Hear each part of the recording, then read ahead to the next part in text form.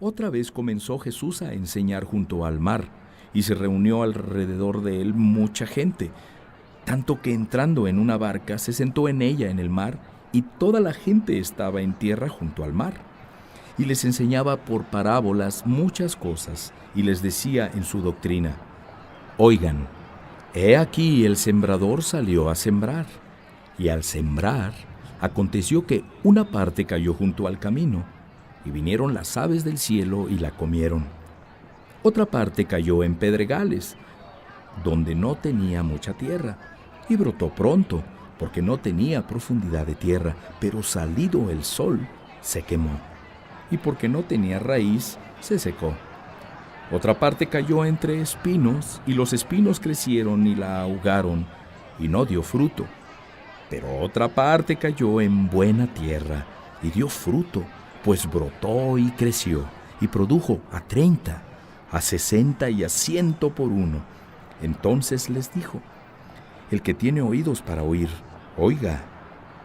Cuando estuvo solo, los que estaban cerca de él con los 12 le preguntaron sobre la parábola, y les dijo: A ustedes les es dado saber el misterio del reino de Dios, mas a los que están fuera por parábolas todas las cosas, para que viendo, vean y no perciban, y oyendo, oigan y no entiendan, para que no se conviertan y les sean perdonados los pecados. Y les dijo: ¿No saben esta parábola? ¿Cómo pues entenderán todas las parábolas? El sembrador es el que siembra la palabra, y estos son los de junto al camino, en quienes se siembra la palabra, pero después que la oyen, enseguida viene Satanás y quita la palabra que se sembró en sus corazones. Estos son asimismo los que fueron sembrados en pedregales, los que cuando han oído la palabra, al momento la reciben con gozo, pero no tienen raíz en sí, sino que son de corta duración, porque cuando viene la tribulación o la persecución por causa de la palabra, luego tropiezan.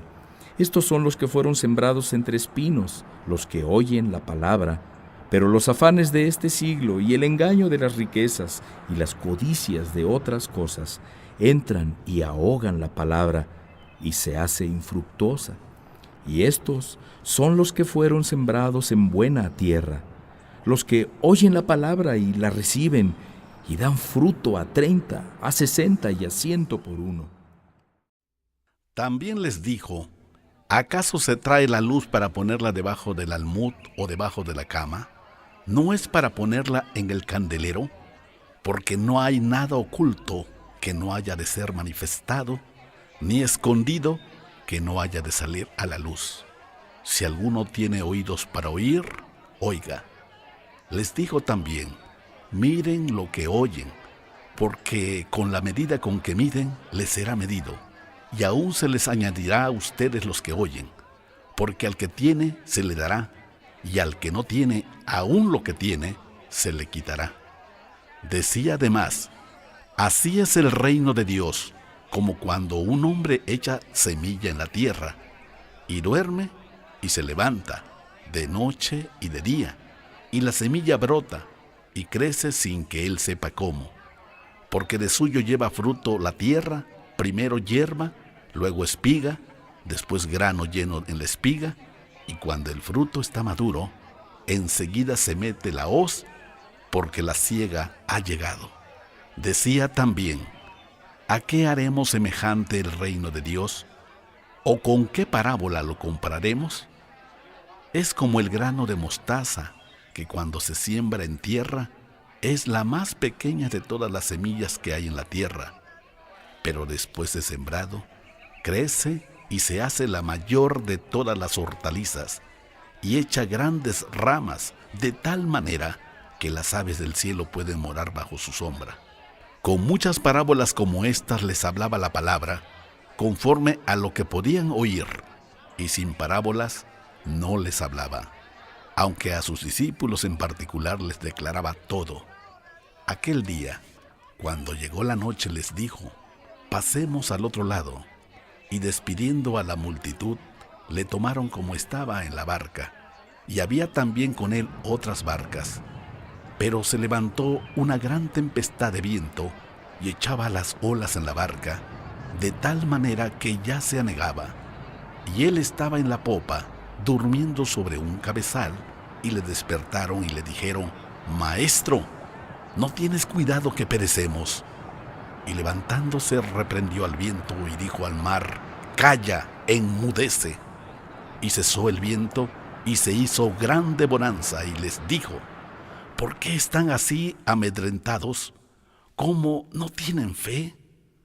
Entonces temieron con gran temor, y se decían el uno al otro: ¿Quién es este que aún el viento y el mar le obedecen? Vinieron al otro lado del mar, a la región de los Gadarenos.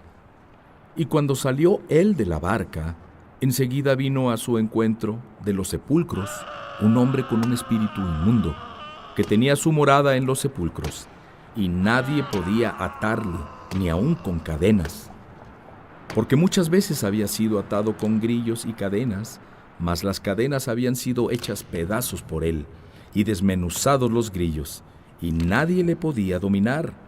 Y siempre, de día y de noche, andaba dando voces en los montes y en los sepulcros, e hiriéndose con piedras.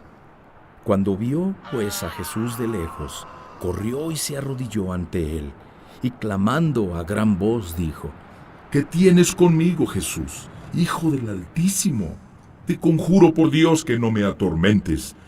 Porque le decía: Sal de este hombre, espíritu inmundo. Y le preguntó: ¿Cómo te llamas?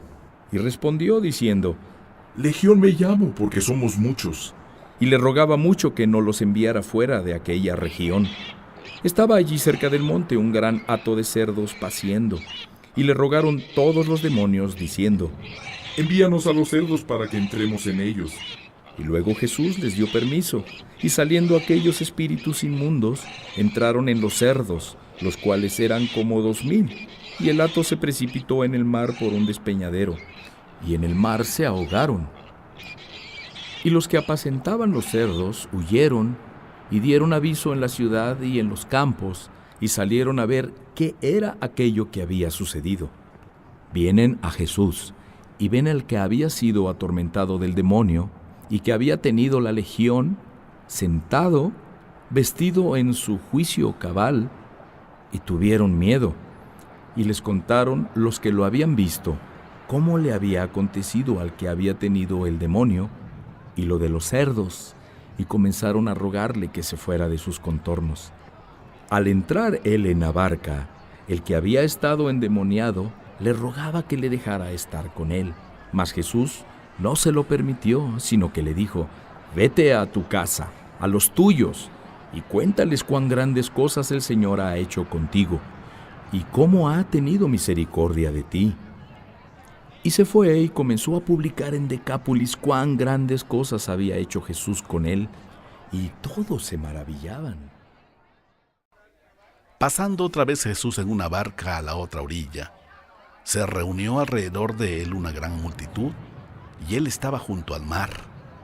Y vino uno de los principales de la sinagoga llamado Jairo, y luego que le vio, se postró a sus pies y le rogaba mucho, diciendo: Mi hija está agonizando, ven y pon las manos sobre ella para que sea salva y vivirá. Fue pues con él, y le seguía una gran multitud y le apretaban. Pero una mujer que desde hacía 12 años padecía de flujo de sangre, y había sufrido mucho de muchos médicos, y gastado todo lo que tenía, y nada había aprovechado, antes le iba peor, cuando oyó hablar de Jesús, vino por detrás de entre la multitud y tocó su manto, porque decía: Si tocara tan solamente su manto, seré salva. Y enseguida la fuente de su sangre se secó, y sintió en el cuerpo que estaba sana de aquel azote.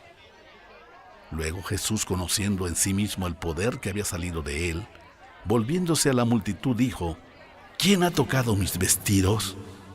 Sus discípulos le dijeron: ¿Ves que la multitud te aprieta y dices: ¿Quién me ha tocado? Pero él miraba alrededor para ver quién había hecho esto.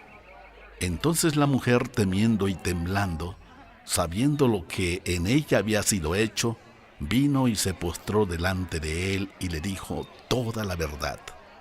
Y él le dijo: Hija, tu fe te ha hecho salva, ve en paz y queda sana de tu azote.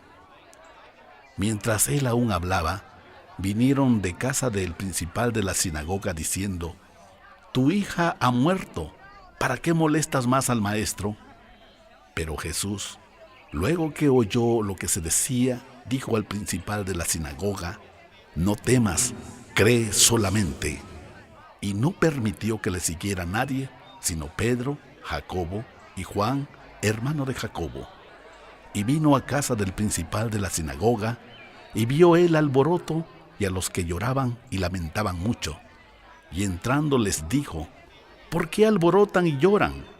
La niña no está muerta, sino duerme.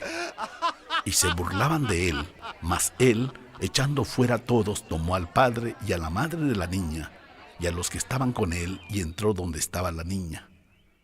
Y tomando la mano de la niña le dijo: Talita cumi, que traducido es: Niña, a ti te digo, levántate. Y luego la niña se levantó y andaba, pues tenía 12 años, y se espantaron grandemente, pero él les mandó mucho que nadie lo supiera, y dijo que se le diera de comer.